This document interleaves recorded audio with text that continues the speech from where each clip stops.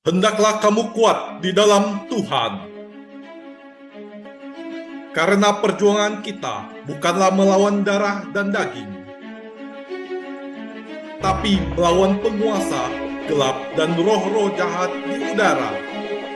Kenakanlah seluruh perlengkapan senjata Allah dan berjaga-jagalah dalam doa.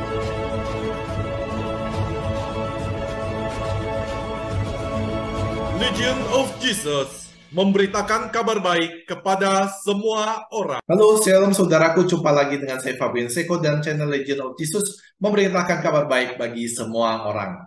Saudaraku, hari ini kita merayakan Maria sebagai Bunda Gereja.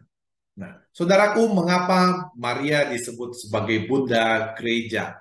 Ada 5 alasan. Yang pertama adalah Bunda Maria adalah Bunda Sang Kristus, yaitu Sang Kepala Gereja. Saudaraku, Tuhan telah memilih Maria sebagai Bunda Allah. Sebab Kristus yang dikandung dan dilahirkannya adalah Allah. Itulah sebabnya di dalam kitab suci, Maria disebut sebagai Bunda Allah. Dengan melahirkan Kristus, Maria juga dapat disebut sebagai Bunda Gereja. Karena Kristus sebagai kepala selalu berada di dalam satu kesatuan dengan gereja yang adalah anggota-anggota tubuhnya yang memperoleh hidup di dalam Dia. Alasan yang kedua adalah Bunda Maria adalah Hawa baru yang melahirkan Kristus, Sang Hidup yang memberi hidup kepada dunia.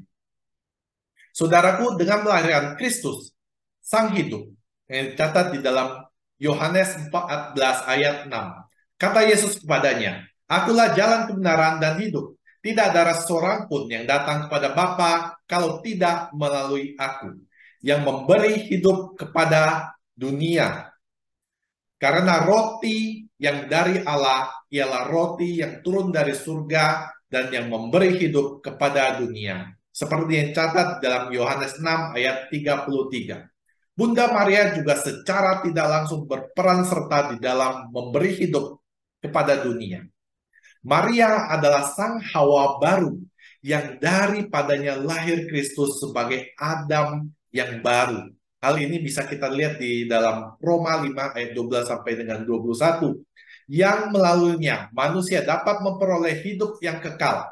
Maka para bapak gereja tidak ragu untuk mengatakan bahwa Maria adalah bunda mereka yang hidup.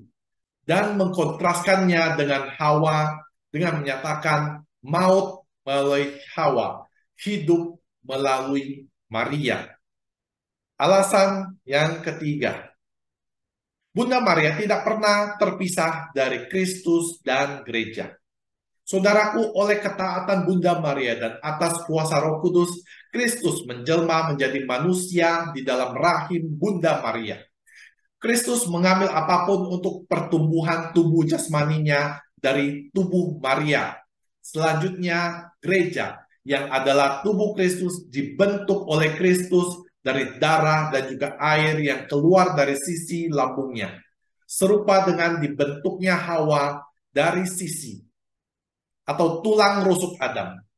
Dengan demikian, terlihatlah betapa tidak terpisahkan hubungan antara Yesus, Maria, dan gereja.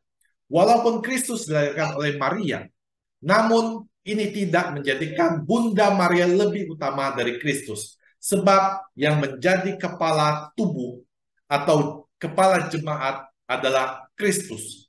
Bunda Maria adalah anggota tubuhnya, yaitu gerejanya. Namun demikian, Maria adalah anggota yang sangat istimewa.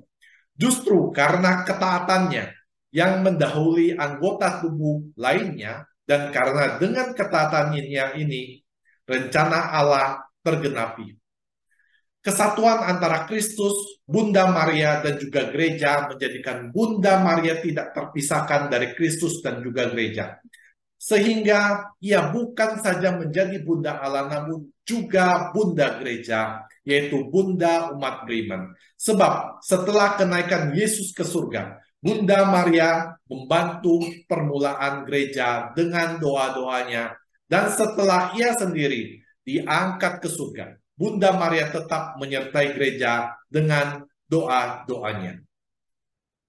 Alasan yang keempat adalah Bunda Maria terdepan dalam perjalanan iman.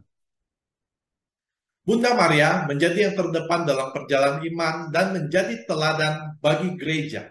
Sebagaimana iman Abraham menandai permulaan perjanjian lama, iman Maria pada saat menerima kabar gembira menandai dimulainya perjanjian baru.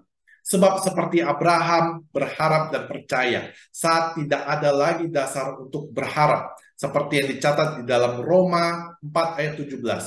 Seperti ada tertulis, engkau telah kutetapkan menjadi bapa banyak bangsa di hadapan Allah yang kepadanya ia percaya, yaitu Allah yang menghidupkan orang mati dan yang menjadikan dengan firman-Nya apa yang tidak ada menjadi ada.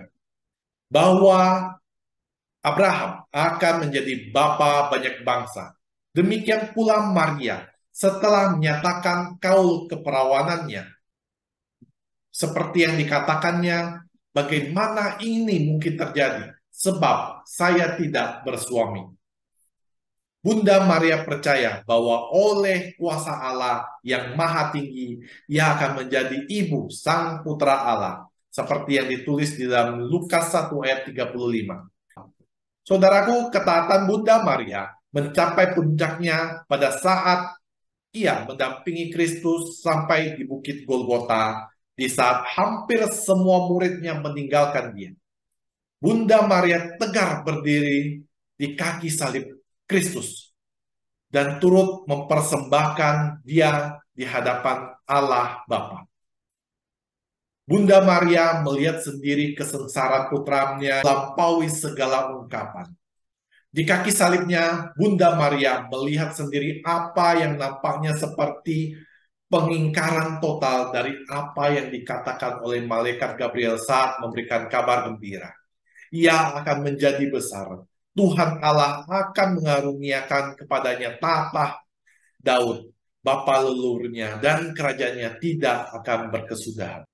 Namun di kaki salib itu yang dilihatnya adalah penderitaan putranya yang tak terlukiskan. Ia dihina dan dihindari orang. Seorang yang penuh kesengsaraan. Ia sangat dihina sehingga orang menutup mukanya terhadap dia. Hal ini ditulis di dalam Yesaya 53 ayat 3 sampai dengan 5. Meski demikian, Bunda Maria tetap setia menyertai Kristus. Alasan yang kelima adalah Yesus memberi Maria agar menjadi ibu bagi murid-muridnya, yaitu gerejanya. Sesaat sebelum wafatnya, Tuhan Yesus memberikan Maria kepada Yohanes, murid yang begitu dikasihinya. Ketika Yesus melihat ibunya dan juga murid yang dikasihinya di sampingnya, berkatalah ia kepada ibunya, inilah anakmu. Kemudian katanya kepada murid-muridnya, inilah ibumu. Dan sejak saat itu, Yohanes menerima Bunda Maria di dalam rumahnya. Kita ketahui bahwa pesan ini adalah salah satu dari 7 perkataan Yesus sebelum wafatnya. Dan pastilah ini merupakan pengajaran yang penting. Gereja Katolik selalu memahami ucapan tersebut sebagai kehendak Kristus yang mempercayakan ibunya kepada kita dan semua muridnya, yang diwakili oleh Rasul Yohanes. Sama seperti Yohanes Pembaptis menyebutkan sesuatu yang penting tentang Yesus dengan berkata, lihatlah anak domba Allah, untuk diterima sebagai kebenaran bagi semua umat beriman. Maka Tuhan Yesus juga menyebut hal yang penting tentang Bunda Maria dengan berkata kepada para muridnya, inilah ibumu, agar kita umat beriman juga menerimanya sebagai kebenaran. Ya, Bunda Maria adalah ibu kita, sebab Tuhan Yesus memberikannya kepada kita, umat beriman, untuk kita kasihi, kita hormati, kita ikuti, kita teladani, agar kita dapat masuk ke dalam kerajaan surga dan memperoleh mahkota kehidupan. Saudaraku, demikian apa yang bisa saya dapat sampaikan mengenai mengapa Maria disebut sebagai Bunda Gereja. Semoga ini menambah pengetahuan Anda menguatkan iman Anda, dan membuat Anda semakin menghormati Bunda Maria. Demikian saudaraku, apa yang dapat saya sampaikan. Anda boleh silakan subscribe, like, dan juga komen, dan juga bagikan kepada banyak orang agar channel ini menjadi berkat bagi semua orang. Akhir kata saya mengucapkan terima kasih. Tuhan Yesus memberkati Anda dan juga saya. Bye-bye.